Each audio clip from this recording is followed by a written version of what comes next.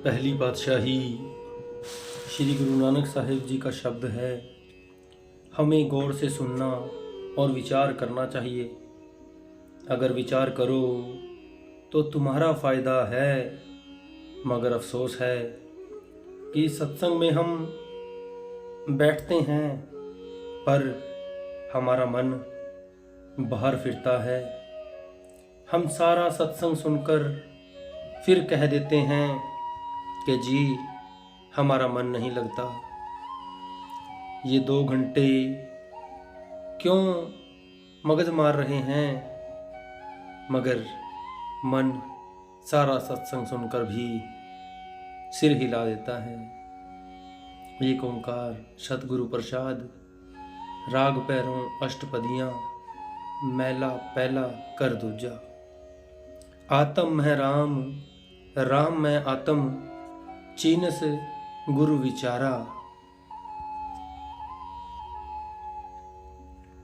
अगर तुम एक तुक पर भी विचार कर लो तो फैसला हो जाता है कि श्री गुरु नानक साहिब फरमाते हैं कि हम राम जिसे तुम उजाड़ों पहाड़ों में ढूंढते हो, तीर्थों और मूर्तियों में ढूंढते हो, वेद शास्त्रों में ढूंढते हो, मंदिर मस्जिदों में ढूंढते हो, वह तुम्हारे अंदर बैठा हुआ है।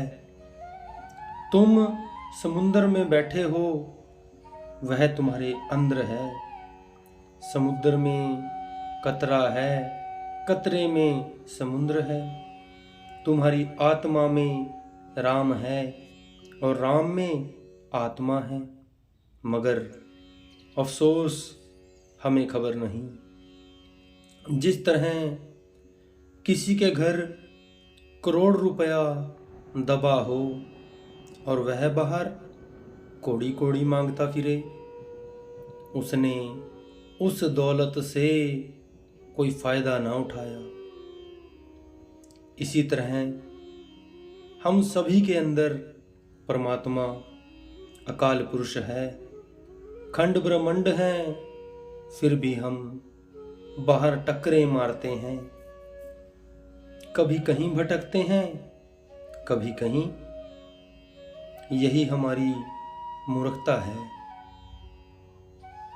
सो गुरु साहिब कहते हैं कि सारी दुनिया मूर्ख है, लेकिन अगर तुम किसी महात्मा से युक्ति लेकर अंदर चले जाओ तो मुक्ति हासिल हो जाए, तुम्हें फायदा हो जाए। पहली ही तुक बतेरी है। अगर जाने की जरूरत नहीं तो विचार करो। अब सवाल पैदा हुआ कि वह राम मिलता कब है। आप कहते हैं जब गुरु के पास बैठो, उससे राह लेकर उस पर विचार करो। पूछो कि मैं कौन सी राह जाऊं, फिर जो राह वह बताएं उस पर सीधे चले जाओ। अमृत बाणी शब्द पछाणी, दुख काटे हों मारा।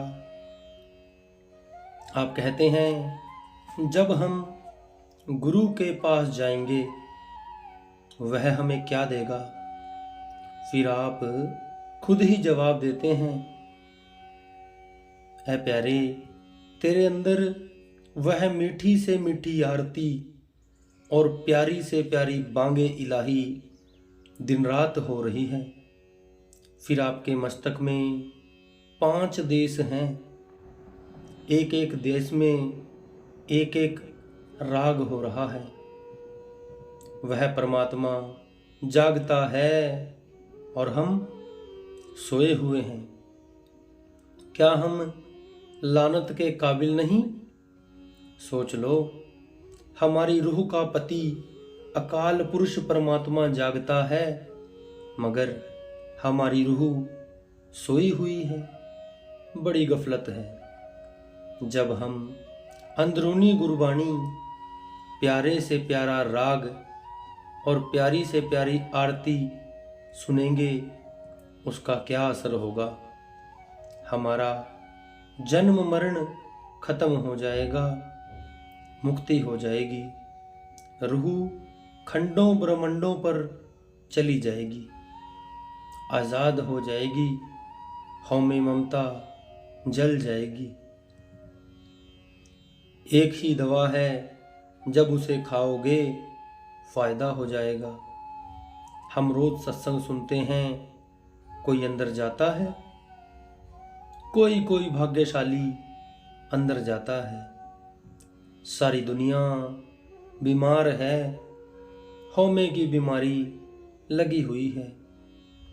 हम दवाई खाते नहीं, अंदर जाते नहीं, हाय हाय करते हैं। जब उस अमृत रूपी वाणी को सुनेंगे, सारे दुख कट जाएंगे। क्या कहते हैं शेख फरीद, फरीदा शक्कर खंड निवात गुड़, माखियो मांझा दूध, सभे वस्तु मिठियां, रब न पूजन तुध। पर जो आवाज आदमी के अंदर हो रही है, उसके बराबर कोई मीठी चीज नहीं। जिसे तुम नाम कहते हो, मुसलमान उसे कलामे इलाही और कलमा कहते हैं। सो शेख फरीद कहते हैं कि शक्कर मीठी है, खांड मीठी है, मिश्री गुड़ शहद मीठा है, दूध मीठा है, लेकिन जो मिठास नाम में है वह इनमें नहीं। नानक हमें रोग बुरे। अब श्री गुरु नानक साहिब कहते हैं कि तुम युगों युगों से बीमार चले आ रहे हो। हौमे की बीमारी ने तुम्हें खा लिया है, पर साथ ही आप इलाज बताते हैं। गुरु अंगद साहिब फरमाते हैं, हौमे दीर्घ रोग है, दारू भी इस माहे, कृपा करे जे अपनी, ता गुरु का शब्द कमाही। तुम आशा की वार में रोज पढ़ते हो, मगर विचार तो नहीं करते कि वाणी क्या कहती है। जबान पढ़ती है मगर मन विचार नहीं करता कि वाणी क्या कहती है। यह कहता है कि मैं आलिम, मैं फाजिल, मैं गुणी, मैं ज्ञानी, मेरे बेटे, मेरी बेटियां, मेरी जायदाद, सभी को हौमे की बीमारी ने खा लिया। अब सवाल पैदा हुआ कि कौन कौन बीमार हैं। आप आगे कहते हैं, जहां देखा तह एका बेदन, आपे बख्शे शब्द तुरे। कि जिसे भी देखते हैं हौमे से बीमार हैं। यह बीमारी हर एक जीव को लगी हुई है, पशु पक्षियों को लगी हुई है, बल्कि सारी दुनिया हौमे के रोग से बीमार है। कहते हैं जब सारी दुनिया बीमार है तो किसी एक को क्या कहें।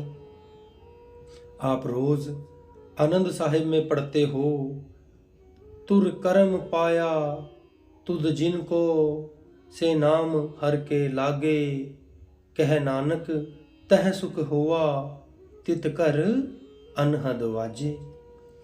कि दूर दरगाह से जिसे परमात्मा बख्शना चाहता है, उसे ही शब्द देता है।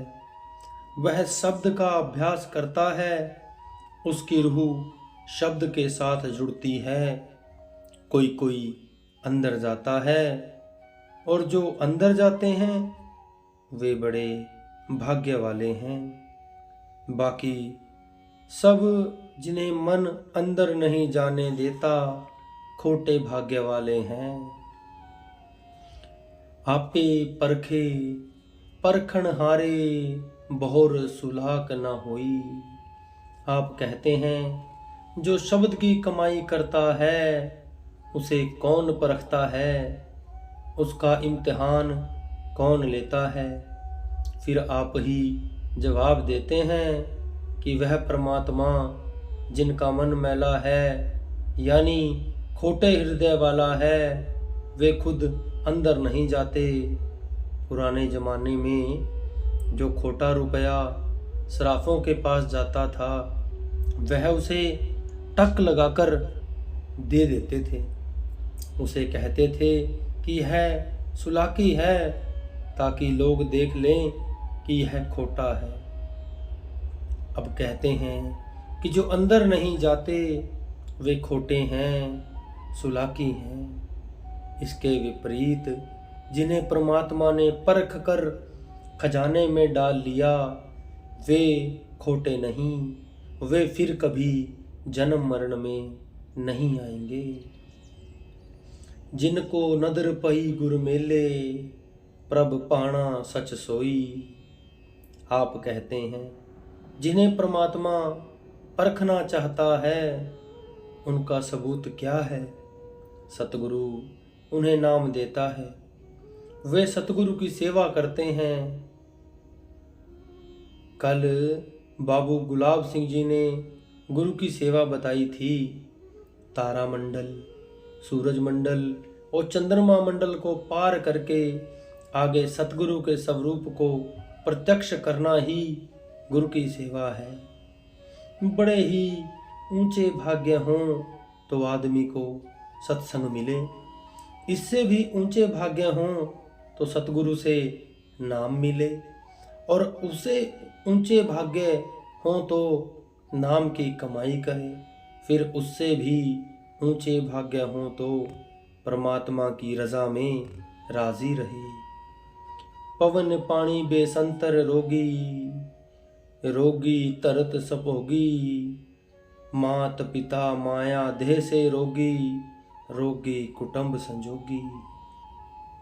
आप कहते हैं धरती को भोगने वाले जितने पशु पक्षी इंसान वगैरह हैं सभी रोगी हैं।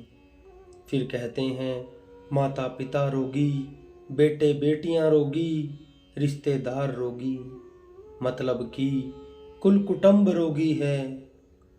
और तो क्या अपनी देह बे रोगी है। खुफ्ता राम खुफ्ता के कुनद बेदार। जिस तरह सोए हुए को सोया हुआ व्यक्ति नहीं जगा सकता, इसी तरह रोगी को रोगी तंदुरुस्त नहीं कर सकता। यह कौन कह रहे हैं? गुरु नानक साहेब। रोगी ब्रह्मा विष्णु सरुद्रा, रोगी सगल संसारा। आप कहते हैं अफसोस देवी देवता भी रोगी हैं। मियाद खत्म हो जाने पर उन्हें भी देह में आना पड़ता है। हर पद चीन पए से मुक्ते, गुरु का शब्द विचारा। आप कहते हैं दुनिया में तंदुरुस्त कौन है कि जिन्हें गुरु मिल गया, उसने 5 शब्द की राह दे दी और उन्होंने सब कुछ छोड़कर नाम की कमाई कर ली, अंदर आ गए। बाकी सारी दुनिया रोगी है। जिन्होंने अंदर जाकर उस नाम या बांगे इलाही को सुन लिया वे तंदुरुस्त हो गए, बाकी सब बीमार हैं। रोगी 7 समुद्र संधिया, खंड पताल से रोग परे। आप कहते हैं सारे ब्रह्मांड, नदियाँ, खंड पताल मतलब कि 7 द्वीप और 9 खंड रोगी हैं, यानी जन्म मरण में आते हैं, आवागमन में, दोजक बहिष्ट में आते जाते हैं। हर के लोक से साच सुहेले, सरबी थाई नदर करे। आप कहते हैं जिन्होंने दुनिया को लात मार कर शब्द से प्यार कर लिया, अंदर जाकर अमृत पी लिया, वे तंदुरुस्त हो गए। परमात्मा उनके साथ साथ फिरता है, आगे पीछे फिरता है।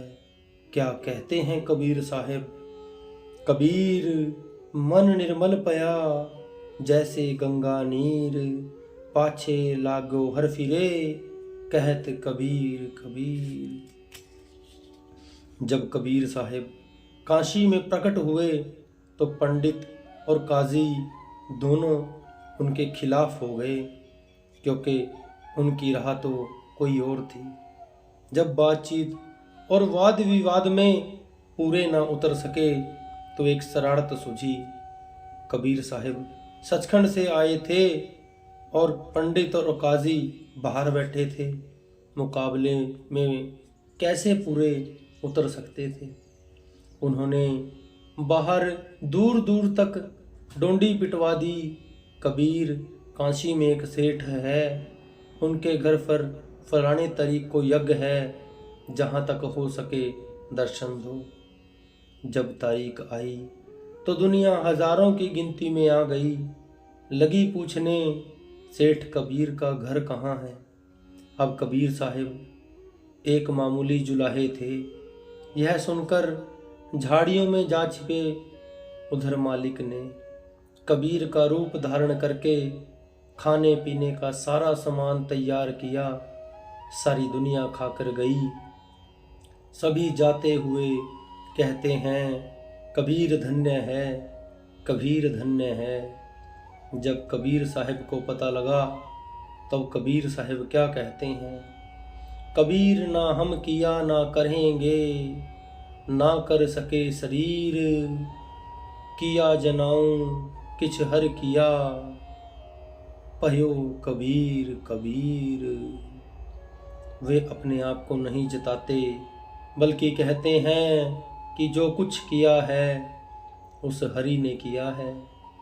जो कुछ परमात्मा देता है, परमात्मा उसके सारे काम खुद ही कर लेता है, जो उसकी रज़ा में राज़ी हो जाता है। रोगी खट दर्शन पेख तारी, नाना हठी अनेका। आप कहते हैं दुनिया में जो 6 दर्शन वाले हैं, हठी, तपी, मतलब कि जितने भेषी हैं और बेशुमार कौमें हैं, सब रोगी हैं, कोई मुक्ति प्राप्त नहीं कर सकता। फिर कहते हैं कि योगी, यति, सन्यासी, जपी, मौनी वगैरह किसी के पास शब्द नहीं, और बिन शब्द के 84 के चक्कर से निकल नहीं सकते। वेद कतेब करहें कह बपुरे, नह बूझें इक एका। आप कहते हैं वेद शास्त्र होका देते हैं कि वह मालिक हमारे अंदर है, अंदर जाओ अंदर जाओ, मगर कोई सुनता नहीं। यहाँ होका भी कुछ नहीं करता, क्योंकि सारी दुनिया बीमार है। अब कहते हैं कि जो असली और ऊंचा रास्ता है वह वेद शास्त्रों से परे है। प्रलय में त्रिलोकी की रचना का नाश हो जाता है और महाप्रलय में पार ब्रह्म का नाश हो जाता है। हालांकि वेद पार ब्रह्म तक का भेद बताते हैं, मगर हम अंदर जाकर उसे भी हासिल नहीं कर सकते। मिठ रस खाए सो रोग परीजे, कंद मूल सुख नाही। आप कहते हैं जितने मीठे स्वादिष्ट भोजन खाओ उतने रोग होंगे। गुरु नानक साहिब कहते हैं बहु साध्यो दुख प्राप्त होवे, यानी जितने भोग उतनी ही बीमारियां। हरख्यो सोग न मिटही, कभू विण पाणे परमाइंदा। जितने नाच रंग खुशियां उतने दुख। अगर हम अच्छे अच्छे खाने ना खाएं बल्कि सब्जियां वगैरह खाएं तो भी रोग नहीं जाता, रोग नाम से ही जाता है। नाम विसार चलह अनमार्ग, अंत काल पछुताई है। सारी दुनिया रोगी है, नाम दवाई है। नाम की दवाई तुम करते नहीं, रोते आए और रोते चले गए। यह दुनियादारी का खेल है। अगर कोई सेठ हो गया तो क्या हुआ, कोई राजा हो गया तो क्या हुआ। यह शरीर साथ नहीं जाता तो फिर क्या जाएगा, सिर्फ नाम और गुरु साथ जाएगा। इन दोनों से प्यार नहीं फिर हमें ले कौन जाए। तीरथ पर में रोग न छूटस, पढ़िए वाद विवाद पया। आप कहते हैं सारी उम्र तीर्थों पर नहाते रहे, रोग ज्यों का त्यों। क्यों? मैली तो आत्मा है मगर हम धोते शरीर को हैं। सो तीर्थों पर नहाने से भी यह रोग दूर नहीं हुआ।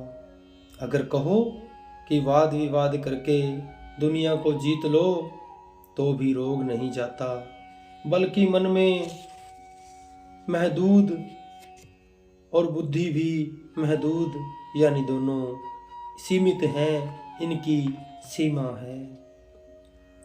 दुविधा रोग सो अधिक वढेरा, माया का मोहताज पया।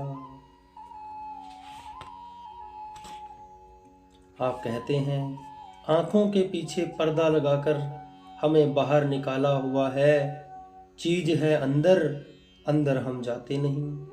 आप कहते हैं सारा संसार दुविधा में पड़ा है, माया खाई, माया पी, माया से रिश्ते नाते, माया से प्यार किया। यह जो कुछ नजर आता है माया है। सारी उम्र माया के गुलाम बने रहे, माया में ही मर गए। मोरी के कीड़े मोरी में पैदा हुए और मोरी में ही मर गए। शांति नाम में है मगर मन नाम के साथ जुड़ने नहीं देता। सो सभी दुविधा में आए और दुविधा में चले गए। गुरमुख साचा शब्द सलाहे, मन साचा तिस रोग गया। अब गुरु नानक साहिब सवाल करते हैं कि इस बीमारी की दवा क्या है, इस बीमारी का डॉक्टर कौन है। फिर आप ही जवाब देते हैं कि जो खुद नाम की कमाई करता है और दुनिया के लोगों को उसका भेद देकर सचखंड ले जाता है, वे गुरु और डॉक्टर हैं। वे क्या दवाई देते हैं? वे कहते हैं कि भाई तेरे अंदर शब्द है तो उसकी कमाई कर, मुझे शब्द की दवाई से फ़ायदा हुआ है, तू भी खा ले। जब प्रेम प्यार से शब्द की कमाई करेंगे, अंदर नाम की लज्जत लेंगे, गुरमुख बन जाएंगे, यानी तंदुरुस्त होकर परमात्मा की दरगाह में चले जाएंगे। फिर ना जन्म लेना है, ना मरना है, ना आना है, ना जाना है। नानक हर जन अन दिन निर्मल, जिनको कर्म निशान पया। अब सब कुछ कहकर गुरु नानक साहिब कहते हैं कि जो परमात्मा के प्यारे हैं, परमात्मा के आशिक हैं, अगर दुनिया में तंदुरुस्त हैं तो वे ही हैं, बाकी सारे रोगी हैं। रोते पीटते आए और रोते पीटते चले गए। शब्द कहो या बांगे इलाही कहो, वह इतना मीठा, इतना प्यारा और लजीज है। वे जानते हैं जिन्हें शब्द का निशान मिल गया, जिन पर परमात्मा की बख्शिश हो गई, वे ही उस कुल मालिक के दरबार में पहुंचते हैं।